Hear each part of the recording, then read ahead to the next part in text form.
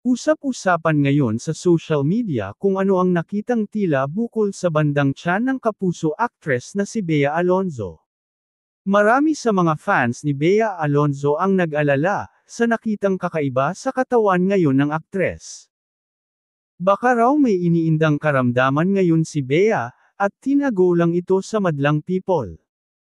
Sa isa sa mga recent episodes ng Showbiz Updates, ay napag-usapan ni OG Diaz, ang napansing bukol umano sa tiyan niya, sa larawang kuha kasama ang co-actor na si Bianca Manalo. Sinend sa akin ng isang netizen, yung picture nila Bea. Parang pinapasagot niya ako dun sa kanyang katanungan, na hindi ko naman alam kung anong isasagot, panimula ni OG.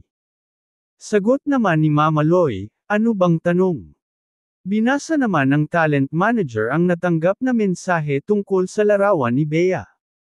Ito nga, Sir OG, ano po kaya yung nakabukol sa harap o gilid ni Bea?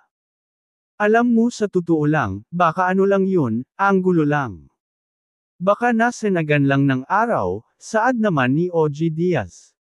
Chika naman ni Mama Loy, baka daw shadow lang lalo na't naka-bodycon dress si Bea. Komento naman ng ilang netizens, kung mayroon mang kinakaharap na health problem si Bea ngayon, ay sana maagapan agad, para hindi ito lumala. Marami naman sa netizens ang ipinagdasal na ang aktres.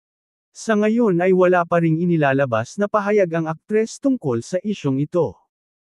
Samantala, trending naman ang last episode ng Widow's War, na pinagbibidahan nina Bea at Carla Abellana, dahil sa green screen umanong background.